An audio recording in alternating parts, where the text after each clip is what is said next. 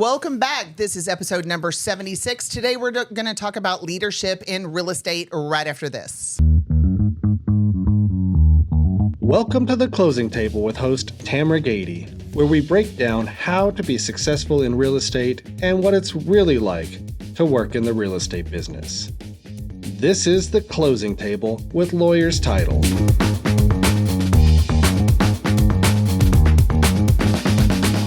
I'm your host, Tamera.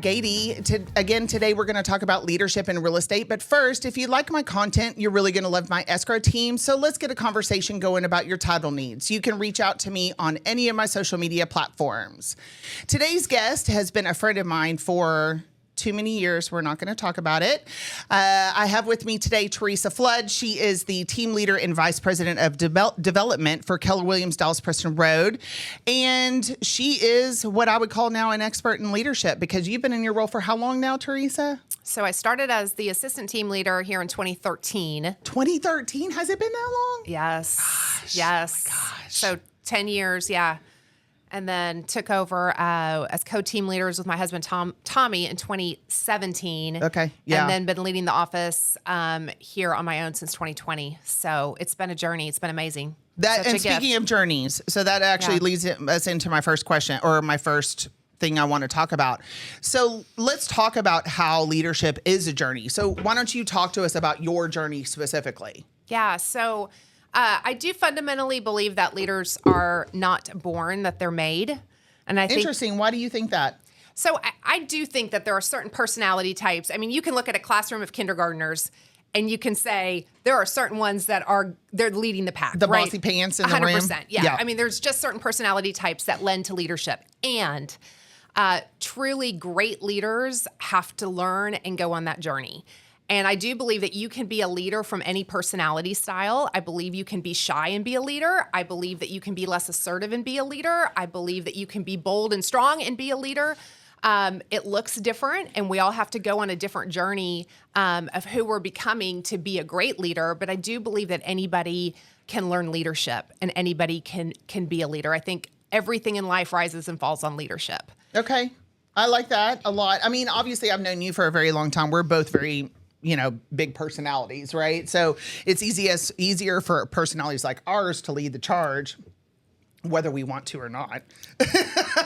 So I think let's talk about your journey specifically, though. So what made you want to become a team leader? I actually didn't set out wanting to be a team leader per se. I've always in my life desired to make an impact and make a difference. You know, Tommy and I were in youth ministry specifically for a lot of years, right? So I learned a lot of leadership lessons dealing with 13-year-olds and 15-year-olds and all of that in a ministry type setting. So I've always desired to make an impact. But when I took the role as the assistant team leader, I wasn't necessarily, quote unquote, climbing the ladder. Okay. I took the role for a couple different reasons. I was ready for a new challenge. I was ready to do something different.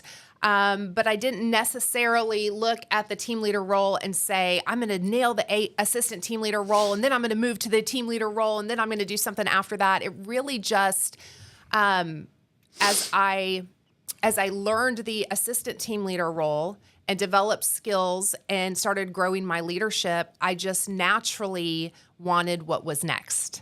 But I didn't start out necessarily pursuing that. Were you focused on a particular path, or did it just come organically through your growth? It came organically. Interesting. Because I don't know that that's the right answer, because I think sometimes the idea is that we should know where we want to be in 3 years or in 5 years or in 10 years and have a plan and a map to do that. And I didn't necessarily have a lot of clarity on that, but I knew that I wanted to be the best version of myself. Okay. And I wanted to go on a journey to be the best version I could be, to reach my potential, to make an impact and make a difference in people's lives. And so it just naturally followed those steps, but I didn't necessarily have clarity on what specifically those roles were, or those jobs were, or what that path kind of looked like. Well, sometimes those doors are also just not open at that time, Sure, right? Yeah.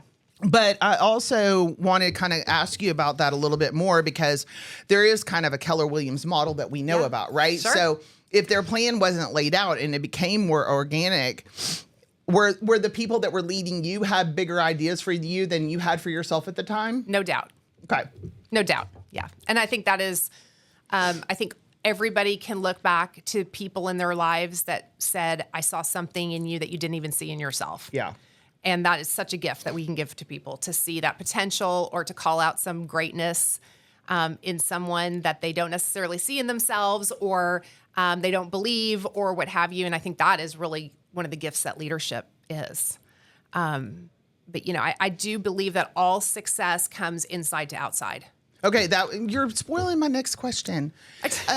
So you're asking your That's called a tee-up, Tamera. I know. Well, we talked about this yesterday, and I found it really interesting because I did stop and ask you to explain. So explain growth from the inside out, and how have you grown personally to help you be more successful in your work role? Yeah. So I think a lot of times we view success, whether that is in leadership or in our business, and we think about all of the things that we have to do. Or let's just even think about like a health plan and losing weight, right? Okay. We know we need to go on a calorie deficit.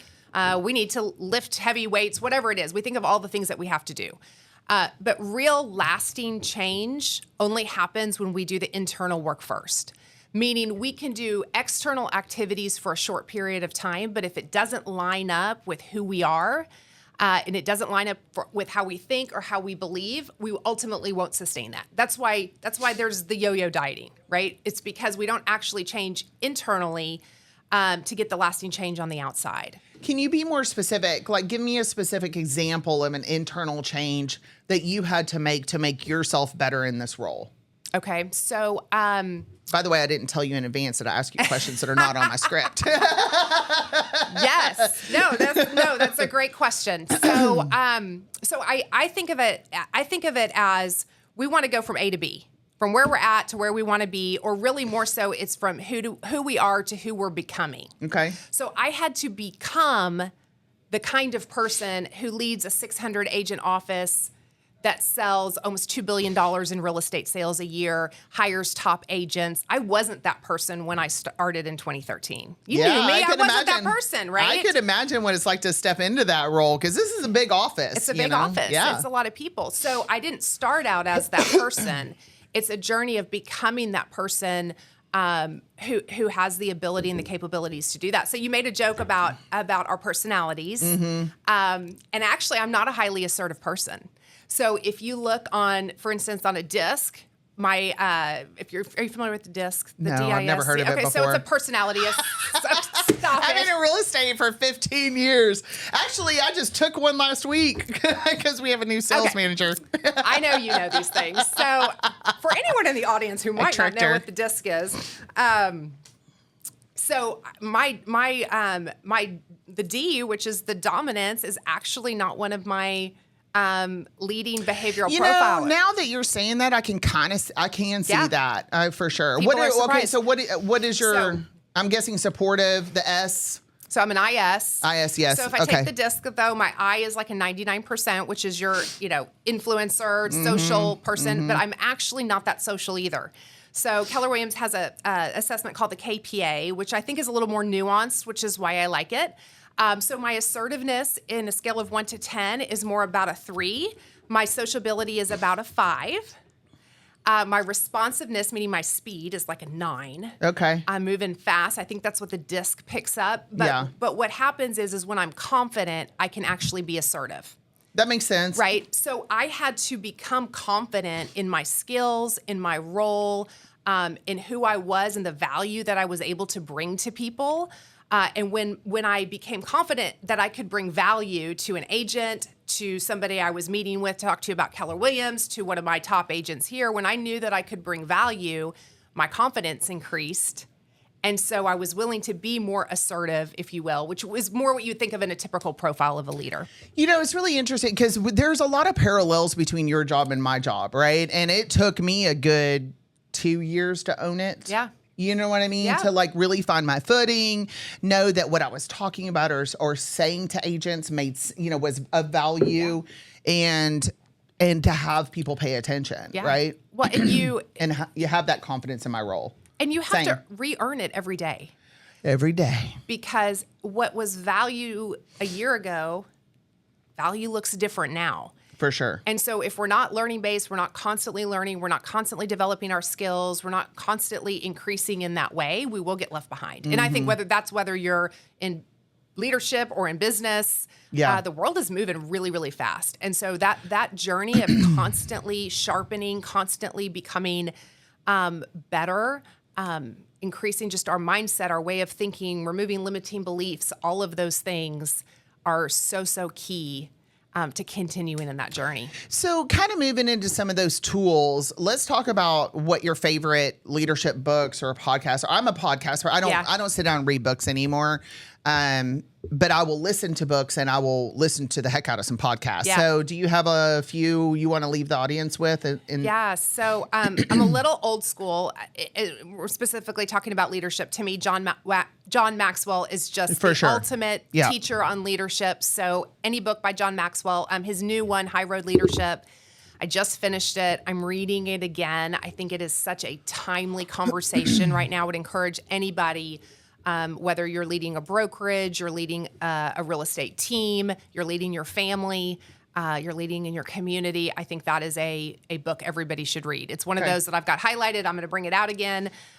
So that's a favorite. Patrick Lencioni is a great author. Patrick Lencioni, maybe Lencioni. Yeah, you spelled that way too fast, but that's okay. I'll catch it on the replay.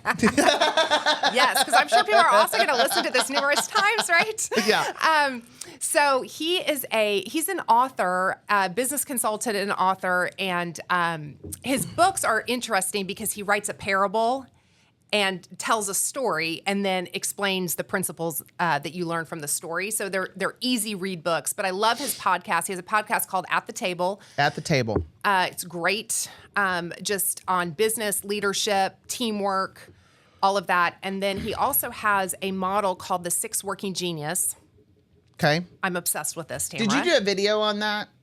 No, you did a video. I need to do a video. Yes, you do. Yes, you do. Yes, you do. So I actually got certified last year in the 6 Working Genius. I absolutely love it. So it's a little different than a personality assessment. It talks about the 6 phases of work and where you derive energy from, and then building out your team and having all of the different geniuses within the flow of work represented. It is Wait, what's the step thing called? What's the book called? At the Table? At the Table is the podcast. Yeah. 6 Working Genius. There is a book and an entire podcast on 6 Working Genius. Okay. I have a broker owner that needs that. Okay. Got it. It's awesome. Okay. It is really, really good. So it talks the phases of work, starting with somebody who asks the question and just wonders about the possibilities of what could be. You have somebody who is great at ideas and invention. Then you have someone who's great at fleshing those ideas out and really discerning them. Then you have the person who says, that's an awesome idea. I'm going to go get everybody on the bus. Then you have the person who comes alongside that person and says, I'm going to help you get this done.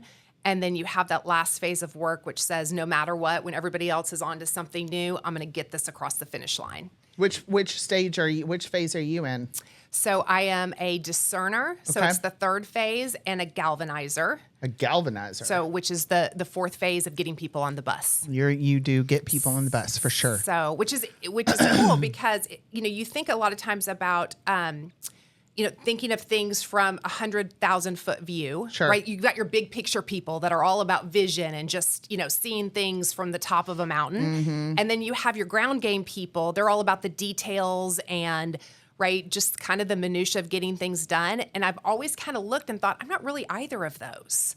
I'm not a 100,000 foot view where I'm always seeing the big picture, but I'm really not you're in the weeds person either. And so this is interesting because this is that middle phase of work, right? Where you take the idea and you flesh it out, you get people on board, and then somebody else takes it kind of across the finish line. So I would encourage anybody to go to 6 Working Genius, just do the podcast, start at episode 1. Okay. Because it kind of explains what it all is. Sure. I like that. It's great for teams.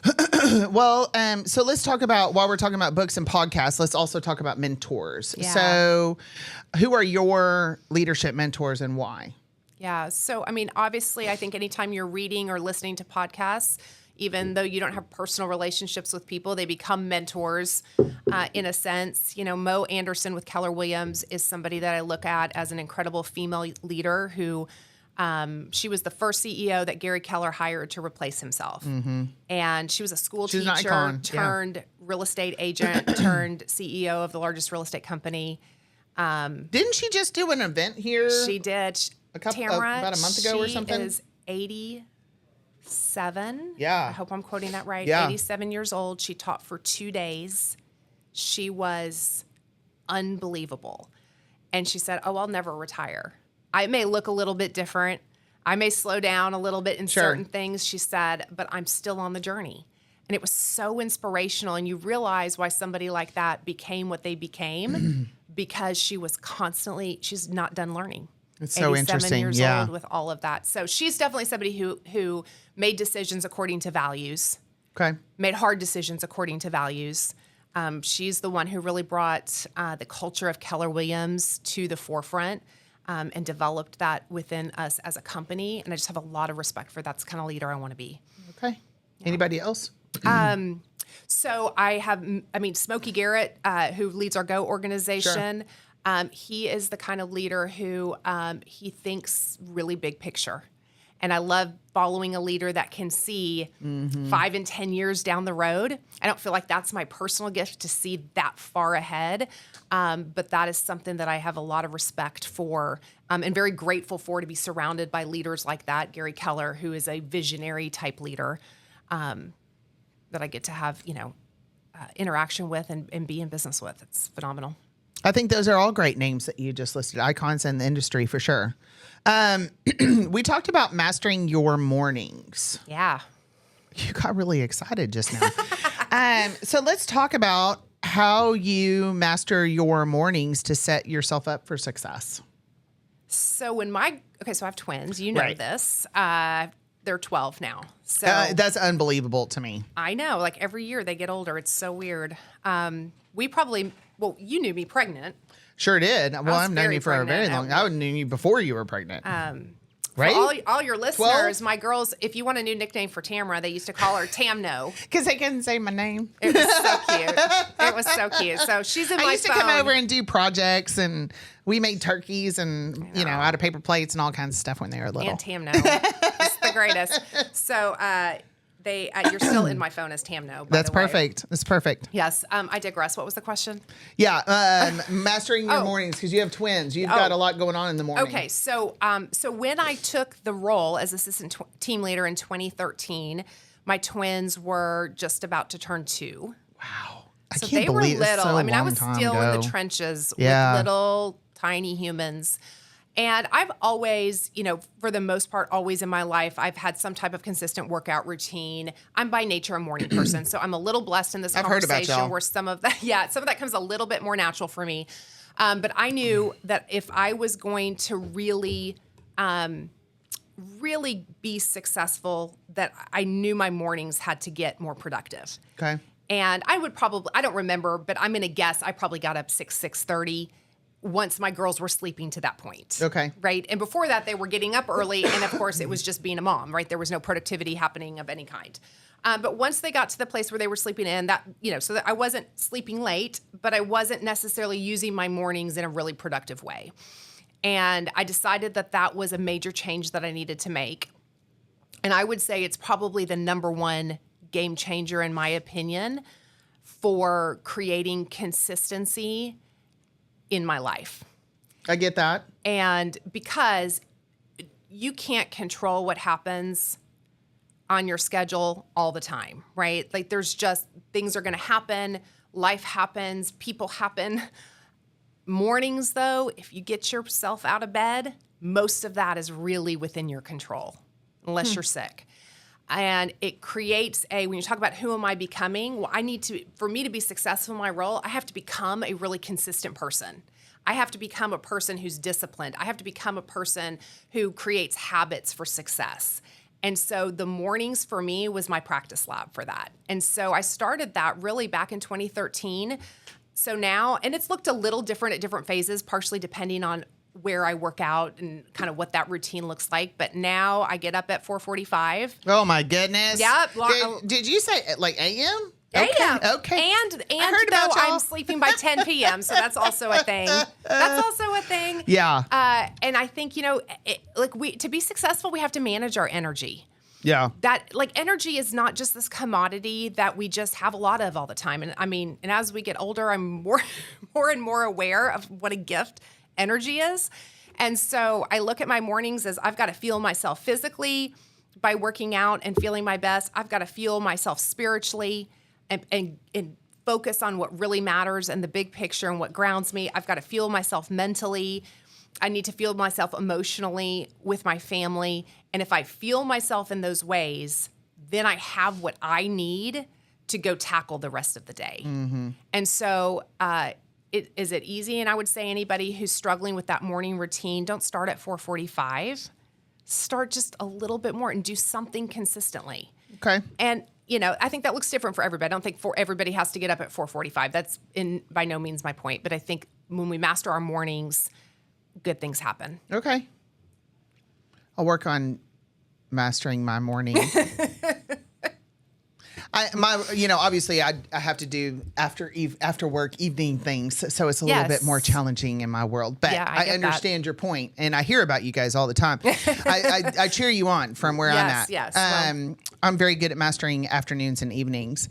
So I want to kind of get into some meat a little bit, because there are some things that I really want to pick your brain about from a team leader standpoint, because there are challenges that I hear about all of the time. Yeah. And especially in this market right now. As a matter of fact, I just met with one of my clients who's an indie broker. She's got about 6 or 7 agents, and we've had several meetings over retention, recruiting talent, motivation, challenges. Like how do they address some of these things? So I'm really excited to pick your brain about some of this stuff. We all know it's an interesting environment right now. It is. So I think I don't know that I'm seeing a lot of agent movement necessarily, but I also think trying to keep people's mindset in the right place, understanding that deals just aren't falling out of the sky right now. Attracting the right talent is kind of a big deal. And I think we will see some more movement, obviously, later in the year. But right now it's summer, and so people just don't traditionally do that. So I want to talk about how you attract the right kind of talent to this operation. Yeah. So dig into the meat of it for me a little bit, because I think some of this stuff is really important to people that'll listen. Yeah, I'm going to tell you, leadership is challenging right now. Yeah. So I get it. You're an indie broker. It's tough because people are struggling. Yeah. And it's tough for agents out there. And there's a lot of uncertainty as far as what's coming and how changes are going to affect things. And when people get stressed, they get more challenging a lot of times. And with that being said, leadership has never been more important.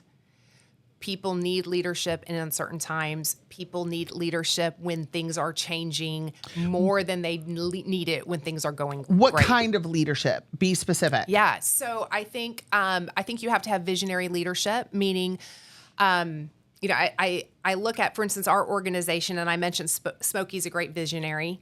His job is to think, what does real estate look like 5 and 10 years from now? So my husband, Tommy, he's the director of growth for Go and a regional director. And his job is to look at what does it look like 1 to 3 years from now. My role looks at what are we looking at 3 months from now. Mm-hmm. That way, the people that I lead can focus on doing what they need to do right now in their business. And I think that's a gift of being surrounded by great leaders. It is really, really, really hard to think where are we supposed to be? What are we supposed to be doing today? What are we supposed to be doing in 3 months? What does this look like in 1 to 3 years? How do we compete in 5 to 10 years? Right? What does that vision for the future look like? So I think, and change is just happening faster than it's ever happened. Partially because of technology. Sure. I mean, there's just a lot of reasons for that, but it's happening really, really fast. And so having people that are really focused on all aspects of that is a huge help. And, I think leadership right now needs to be calm. Okay. We have to bring peace into a chaotic situation. We also have to bring reality sometimes into a situation. You always have to bring value. I look at it every single day. I have to earn the right to be in business with my people. So can you give me a specific, like, I'm not asking you to say names, but can you give me a specific example of a conversation that you've had with a realtor in your office that relates to this conversation? Relates to like how you've worked with them to keep them on the path for I success. Gotcha. Yes. So I think those conversations are happening every day. So one of my favorite things we do around here, everybody knows it's like my baby. I absolutely love it. We do a daily huddle. Do a daily huddle. We do a daily huddle every day from 8:30 to 8:45. And we started this during COVID in March of 2020 when only half the people knew how to use Zoom. Right. And nobody could figure out mute. And it was, it's chaos. It was a whole thing. It and we was have wonderful people walking chaos. around. You have people walking around not realizing their camera's on. And so they got like towel on their head. Yeah. Hey, the guy that fell asleep on the class snoring was one of my personal favorites. I mean, it was good times back then. Yeah. But we were in a similar situation then that there was change happening around us. There was a lot of uncertainty. Nobody knew what was happening next. And in those times, communication matters more than ever. You over-communicate. When things are changing, when things are stressful, you have to over-communicate. Over-communicate in what way? In all the ways. Okay. In all the ways. You have to over-communicate one-on-one. You have to over-communicate it to your group. You have to over-communicate in every way that you communicate to your people. There just has to be more communication. So what does the daily huddle conversation actually look like, to be specific? So we started it basically to tell our people if they were essential or not. Like, good morning, everybody. Now in Dallas County, you are essential. In Collin County, you are not essential. And it really quickly turned into a mindset and strategy huddle. It was, okay, how do we need to be thinking? Because people were scared. And I mean, we remember back to that time, there was a lot of fear. In are we ever going to sell a house again? Yeah. Right? If you think all the way back to the very beginning of that. And it quickly turned into a strategy and mindset huddle, and we have just kept it in place. And so I have probably anywhere from 60 to 80 agents that tune in on a daily basis from 8:30 to 8:45. I bring in speakers. Sometimes I speak. It's very mindset, productivity focused. We talk about leadership. We talk about personal growth. We talk about our energy, all of those things. And it's just a way to fuel that energy for the day. We don't go past 15 minutes, short and sweet. In and out. But what I always tell people, we do huddle for me, really, at the end of the day, because it makes me a better leader. Sure.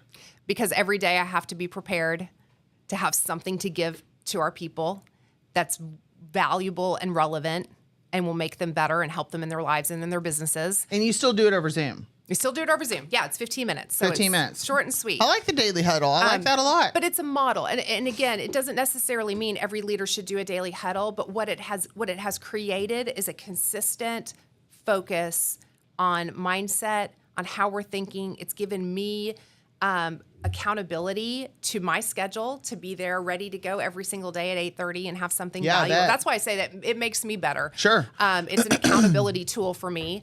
And so, when you're talking about what a practical way we're having those conversations. So I think huddle is a great example of that, but it's happening in team meetings. It's happening in one-on-one coaching.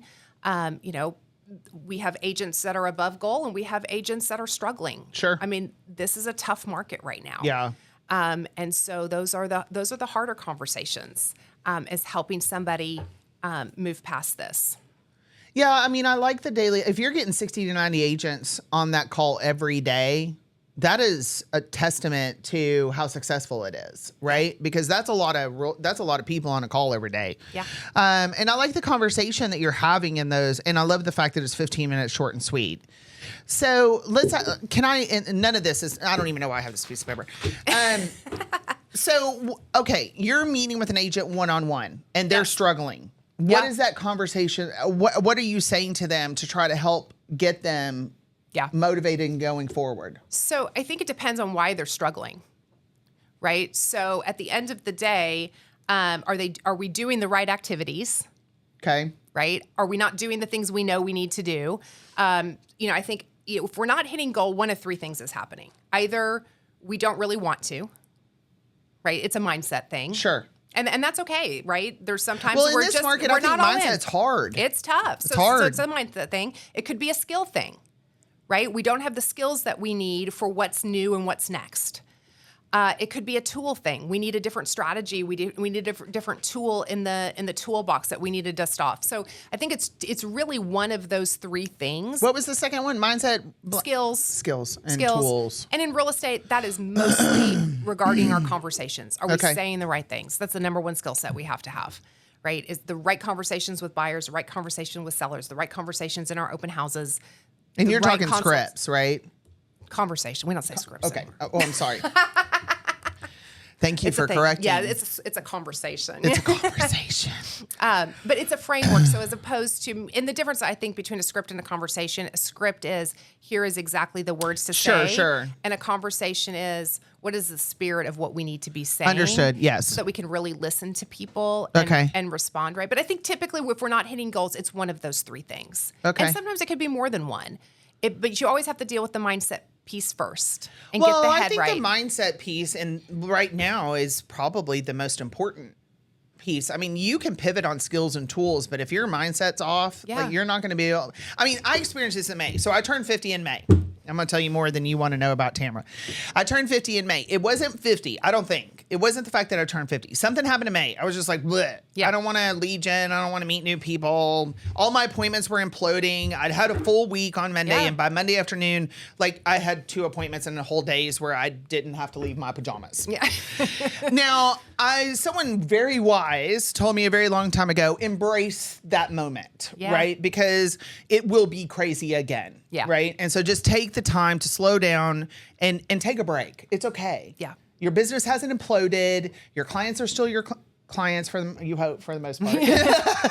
But also, like, it's okay to embrace that break. And so I did, Yeah. right?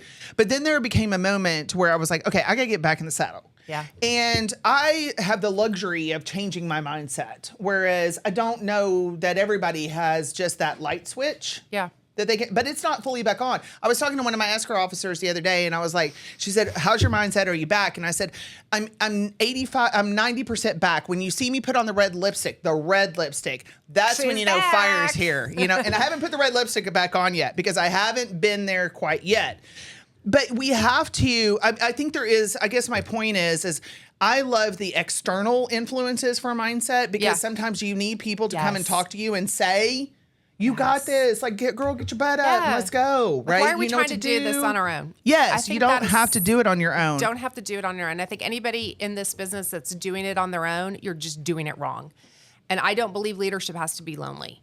If you're a leader and you feel like you're alone, you're doing it wrong. Like, there are people you can surround yourself with. There are other leaders to surround yourself with. And there is, let's just not do this alone. Okay, but kind of focusing on a mindset, I think some of the people that I have spoken to in this or with this problem, they also have the same problem. Yeah. And so I think also it's better to go find some people that aren't in the muck, like feeling in the muck like you. Yeah. You know, you got to I'm going to go find you, Miss Sunshine, next time I have a mindset problem. And you're going to help snap me out of it. But I think that's kind of also, you've got to find the right resources that's to a help great you point. change your mindset. No? Totally. That's a great point. Yeah, it's not just any old person will do. But I think, so that's one of the things that I love about our office is that there is a very strong culture of productivity, of accountability, of we're not going to make excuses. We're not going to blame the market. We absolutely have the ability to own it and to go accomplish what we want to accomplish. And that doesn't mean that nobody ever struggles or gets down. That's just human nature. That's just life. The goal is, though, you surround yourself with people that are going on that journey. Then when you're down, the people around you are going to pull you up. And I think that's a very valuable part of the Keller Williams culture. Like, Keller Williams definitely has some culture. I'm searching for words. Things that are a part of their culture that are different than other brokers. And embracing mindset and really focusing on that is a big part of that culture. Yeah. Because I could walk in this office and go talk to Kirsty or talk to Jesse or talk to Nick. Well, I don't know about Nick, but most people are going to be in that same, Yeah. they're going to embrace those things all the same. You guys all embrace it the same way. I don't know that I'm using my words very No, But I think clearly when you were here. talking about attracting talent, I do think you attract a lot of who you are. So over time, any office is going to look like their leader. Yeah. And that's good and bad. So I have to take accountability for the parts of our company that need to grow and get better. But the parts that are, you know what I'm saying? So that's the good and the bad. But you really will over time reflect your leadership, and that's not just. In my situation, it's not just me; it's our whole staff and team, which are leaders here in this market center. It is our agent leadership council. Yeah. They will Like-minded. Our agents will reflect the kind of people that are showing up to lead over time. And so, I would encourage anybody who's taking over in a new leadership role. That's why it's so important for you to grow and be the kind of person you want to attract. You want to attract highly productive, consistent, goal-oriented, character-driven people. Show up like that because you will attract who you are. Yeah, I like that. I like surrounding yourself. I like that idea. I'm going to take that as a takeaway for me today to really analyze who I'm surrounding myself with and maybe make some changes also, because I think in this market, burnout's real. And not being motivated is real. There's just some really big challenges because it's weird right now. Emotional challenges that can happen to you, or mind challenges that can happen to you because of this market. And I think it's incredibly important right now to surround yourself with those people that are going to help as a group carry you through to the next phase of this. Yes. We're in it together. Yeah. We're in it. It's a great way to sum it up. Absolutely. I have one last question for you. There's some other questions I wanted to ask today, but I think I really liked focusing in on the what kind of conversations you're having with your agents right now, and really just focusing on mindset, because I think that's really important. So it's okay that we didn't get the rest of them, but what is your message? Let's leave everybody with this. What is your message for leaders in the real estate market today? I think the message for leaders is, you are so valuable right now. Leadership is we lack leaders, great leaders in our society as a whole. There's not enough great leaders. We need leaders right now in the real estate industry. Our agents need leadership. So you are valuable, you are needed, you are making an impact. Even when you feel burnt out or discouraged, remember why you started. You didn't get into a leadership role, I'm sure, for the money alone. You got into it because there was something inside of you that wanted to make an impact, wanted to make a difference, wanted to change people's lives, wanted to do something that mattered. And so when things get hard, remember why you started. Remember what you're doing matters. It matters to people. And whether they acknowledge it at the time or not, it doesn't mean that it's not valuable, that it's not impactful, that you're not making a huge difference. Know when to rest and when to quit. Meaning, I think a lot of times we quit when we should just rest for a minute. Sure. And refuel, re-energize, surround yourself with great people. Go on a leadership journey, be your best, but you're valuable. That's my message. Love it. Isn't she like a giant ray of sunshine in here? Thank you very much for being my guest today. I reserve the right to have you back. I would love to be back. This is such an honor. I love her. Thank you. I missed you, my friend. Oh, I miss you too. Anyway, that's another episode. Again, there's a wrap. Well, it's a wrap on number 76. So thank you so much for joining me, Theresa. I really appreciate you and your counsel and advice for everyone out there right now. Again, I'm your host, Tamera Gady. If you like my content, you're really going to love my escrow team. So let's get a conversation going about your title needs, and let's make it a great day.